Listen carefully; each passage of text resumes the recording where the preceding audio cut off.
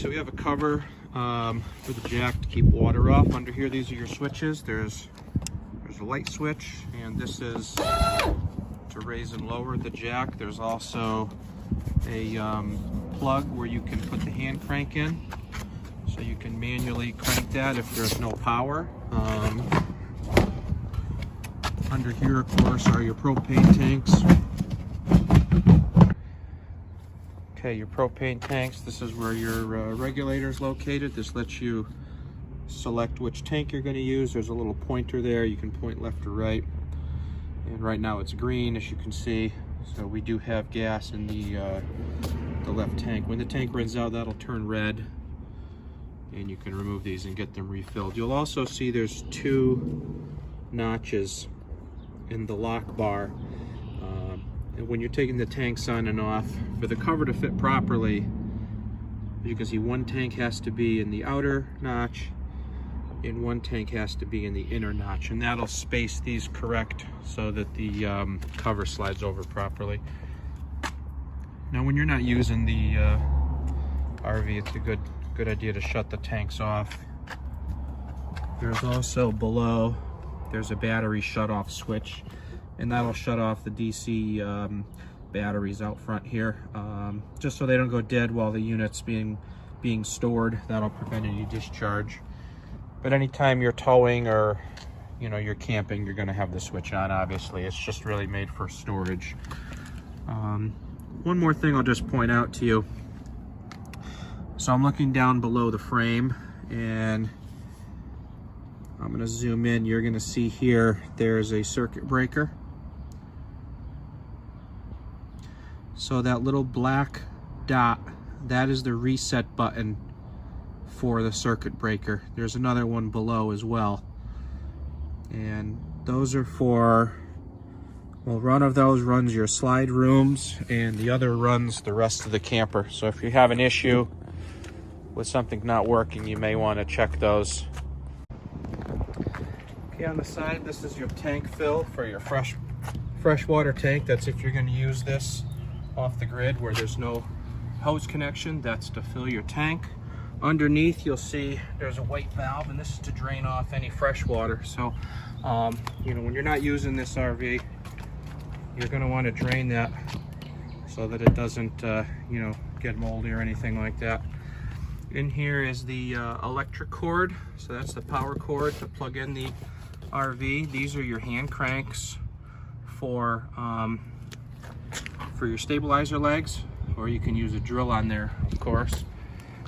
The front jack, this also has a power jack, but you can crank this manually as well.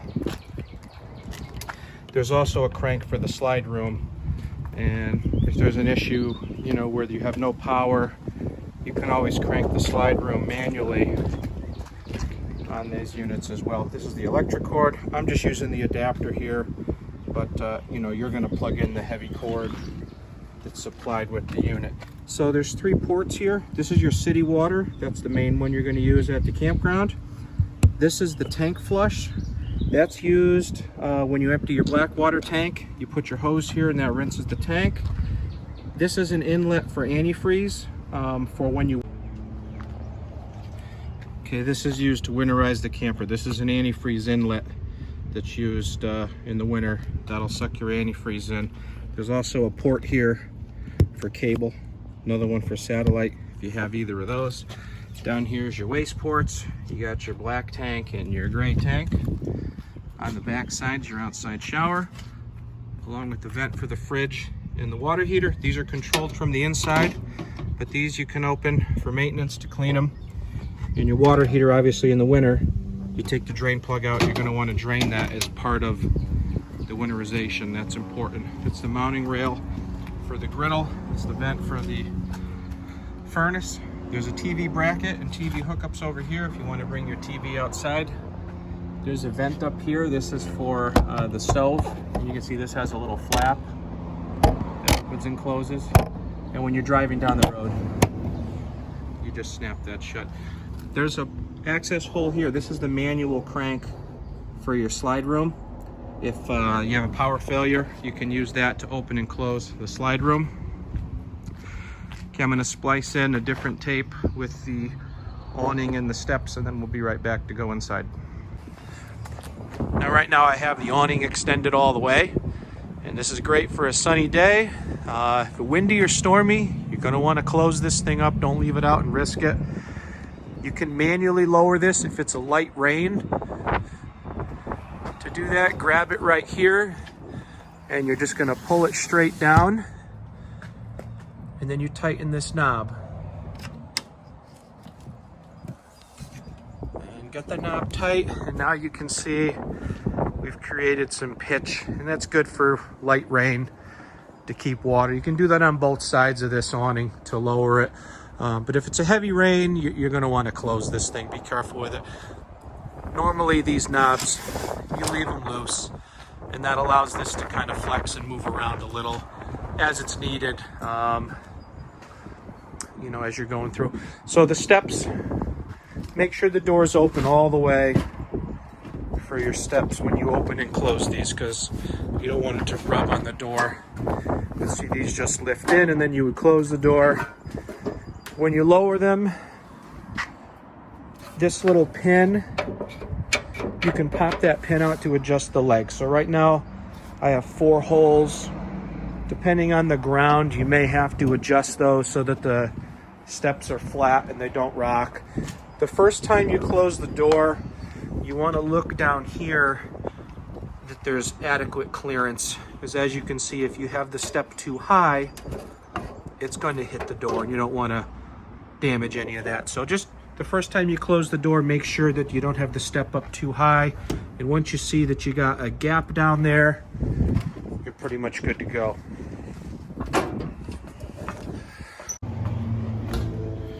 Okay, so down here is your propane and carbon monoxide detector. That's hardwired, so it runs all the time. These are your fuses and circuit breakers. Also the battery charger is located in that little compartment. This is the main control panel for the RV. These are your interior lights. And these lights, by the way, these all have a switch on them. There's a button, you can turn these on and off manually. Porch light and awning light, those are the outside lights. Wi-Fi is the Wi-Fi booster.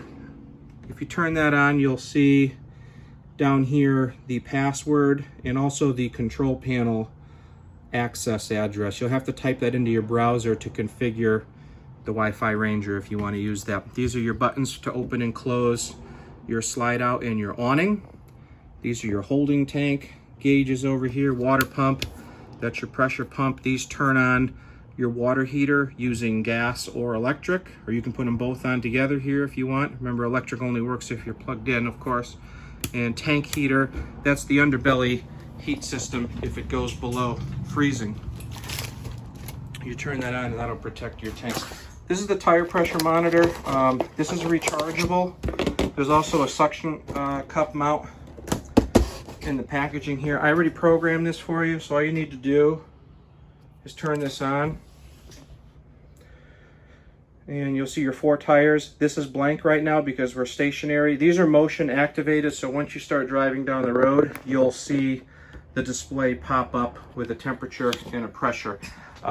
If the tire pressure drops or if the tire gets too hot, it'll beep at you and give you an alarm. You could also reset those thresholds if you need to make adjustments to it.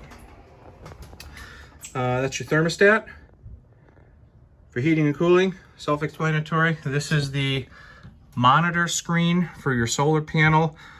This is all configured. You really don't have to do anything here. This will just tell you your battery voltage, and anytime the sun's out and it's charging, let's see, I can get rid of the glare. Yeah, you'll see that little sun icon in the upper left. That just tells you that the solar is working. If you want to push the buttons here, this will just go through the different screens. So right now it's this is fully charged right now, so it's not doing anything. This shuts off so it doesn't overcharge. Battery's already at 100%, and it's 0 amps right now going into the battery. Again, because it's fully charged, it's not it shuts off once it's fully charged. But if you hit the buttons, it'll go through the different screens if you want to mess around with that. But you really don't have to touch anything. That really just kind of runs itself. Okay, in this compartment is your water pump and your water filter are in here. And if you winterize this yourself, there is a valve, if you can see it, I may not get to it. Just barely see it in the screen right there. Yeah, it's not showing. Okay, there we go. So that valve right now is pointed down, which is to your freshwater tank. If you flip that valve, that shuts off your tank, and that turns on that suction port that's on the outside. At which point in time, if you turn your pump on, you'll be able to pump antifreeze through your water system. So that's where you access that. This side is your water heater access, and you'll see there's a valve here and a valve here, and these are pointing towards your hot water tank right now. So right now this will make hot water, but when you winterize, you drain it, and you're gonna flip those valves, and that shuts off and bypasses your water heater. These little panels here, they stick these in here so you know, people don't store anything in there. I did screw them back in. You can remove them if you want. I would peek in there periodically too, just to make sure you don't have any odd water leaks or anything. Up top here, these are the control buttons for the fridge. This is very simple. On, off. You'll see auto come on. If you don't see auto, then hit this second button until you see auto. Auto means this is going to try to run on electric first.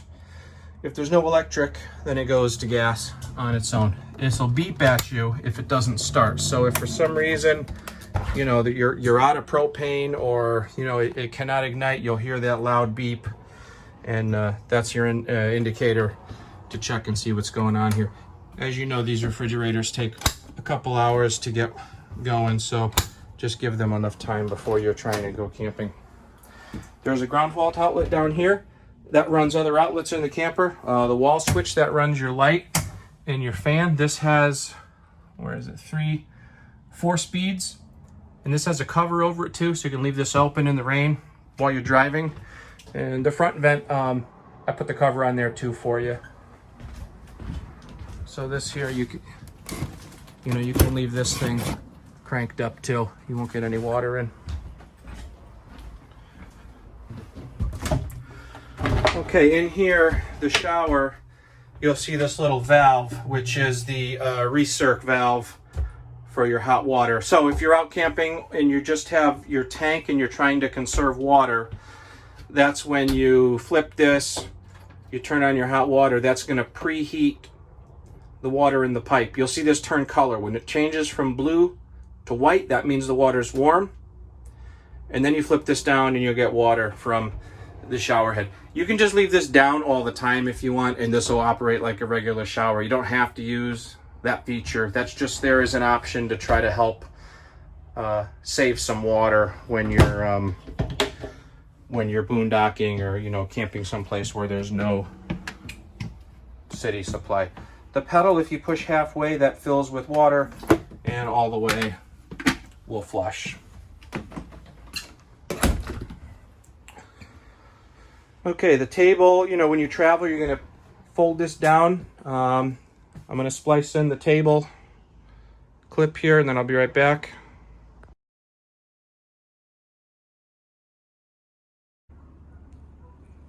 Okay, so before traveling, you're going to want to collapse this table. So to do that, the easiest way, of course this is going to be a little tricky with one hand, but the easiest way is to lean the table up on its side, and then you can get to the release mechanism. So you're just going to pull that up and it'll click. And then if you push here with your hand, this will fold the legs in. And then you're just going to lay this back down, and it's going to sit right on these holders right here, okay? Hold it in place. All right. So that's set down for travel. And then to make it in a bed, you're just going to rearrange the cushions. You'll see there's a little Velcro back here. And you should put your hand back here and remove that Velcro gently. So, you know, don't just grab the cushion and yank it, because you don't want to rip the Velcro stitching. So be gentle when you remove those. So this is the monitor panel for the solar on the roof. This panel runs all the time. You don't need to do anything to it. Anytime there's sun, this is going to turn on and basically run itself. You can manually go through the modes if you hit this button. So this is if you want to look and see, you know, what the voltage level is, but it runs basically all the time. You really don't have to do anything to it to get it to, you know, to start working or anything like that. There is a button over here that says max boost. And so normally this will run a trickle mode throughout the day to maintain the battery. The boost mode comes in handy, you know, say in the morning you wake up and, you know, the battery's low. Yeah, obviously it's going to start charging on its own. However, if you think it's going to rain later in the day, so, you know, if you're not going to have full 8 hours of sun, if you hold down this max boost, that will light up right over here, boost, and that's going to crank this thing up to maximum power and hopefully get your battery charged quicker than it would normally. Like I said, normally this is going to trickle into the battery. That's the best for the batteries, so you get the most life out of them. But again, there's a boost mode here. If you know you're only going to have half a day and you want to make sure these things are good and charged, hold down that boost, put it into boost mode, and that's going to run a 4-hour charge cycle and charge those things as quick as they can. You know, when you do that, you're going to see. So right now, I'll let the screen change here. It's going to go, see, it says 14.7 volts. So this thing's really cranking right now to get those batteries topped off. So that's there as an option you can use. In reality, just leave this thing alone. It runs itself. You really don't have to do anything with it. And remember, that's your solar. That's to charge your 12-volt batteries on the front of the camper. Actually, 6-volt batteries. We have two 6-volt batteries on this unit for you, so you'll get more life out of it that way. Okay. And up here, you'll see there's a 110 USB and also a 12-volt port. And those are to plug in, you know, either a cell phone. You can plug in the heated mattress wires if you want to heat those up. In here, some goodies, radio remote. There's 2 remotes for the mattress. This is a propane hose for the grill. That's the water filter, excuse me, if you'd like to use that. So this TV, again, this will do cable or antenna. Behind the TV, you'll see there's a little button with a green light, and that turns on and off the antenna. If you go somewhere with cable, you're going to switch that off. If you have the antenna, then we switch that on. And you'll see on the menu here, when you move this to a new area, you're going to go into your menu. Using the arrows on the remote, you're going to go over to channel, and you're going to hit auto scan. That'll find all your local stations for you. Now, this TV has built-in speakers. It also has a sound bar, and if you want to use the sound bar, I'll show you how to do that. So this is your radio. You're going to hit your power button, and this will go just to AM/FM mode if you like. Big. Yeah. Right. I think, you know. So AM/FM. Okay, so that's your AM/FM mode. There's also a Bluetooth mode. You can do Bluetooth. That's if you have music on your phone, you want to play that. If you hit this mode, you'll see TV audio. You have to skip that and go over to TV audio 2. Oh yeah, 100%. That'll play the TV audio through the sound bar. Any audio that's in the radio, by the way, number 1 is the sound bar. Number 2 is outside, plays the outside speaker. So you can hit 2, it turns blue. Hit 1, it turns blue. So that'll turn on and off the inside and the outside speakers. To shut this down, you just hold it down. That'll turn off the sound bar. And we'll shut the TV off. This also has a CD and DVD player built in. It's already wired to the TV with an HDMI cable back here, as you'll see. There's a second HDMI port also if you wanted to plug in an additional accessory. Be careful with the TV when you pull this out that you don't overstretch the wires. I think there should be enough slack here, but if you ever go to remove it, you're just going to pick straight up on this TV, and make sure you unplug all the wires first so that you don't damage the ports in the back of the TV. The air conditioner has extra outlets, so on the real hot days, you're going to want to open this. That sends the air directly out where it's the coldest. This is the rotation for the antenna, so it doesn't crank up and down anymore. It only rotates, and that's where you rotate that from. Okay. Okay, I think that's everything. If you have any questions, you can email, call, or text. Thanks. On top of the slide out, and actually there's a sticker right there. It says place slide lock here. So what you do, you put one end over there. And I need two hands. I'm not going to be able to demo this that well. See if I can get a shot of this now. So this is the slide out. See, slide out lock. One end's against the wall of the camper, and the other end is against the slide out flange. Once it's in place, you rotate this bar 2 or 3 times until it's tight. And that's just to make sure that this is closed nice and tight when you're going down the road. Okay, in the bucket is your starter kit, and I'll go over some of the items in here with you. So this is a wash and wax. This is used on the exterior. This is a non-abrasive cleaner. It's something that's safe to use on the roof, the awning, your car. It's a nice soapy cleaner to use to keep it looking nice. There's also some RV marine toilet paper. Now this paper is special for RVs because when it sits in your holding tank, it will dissolve.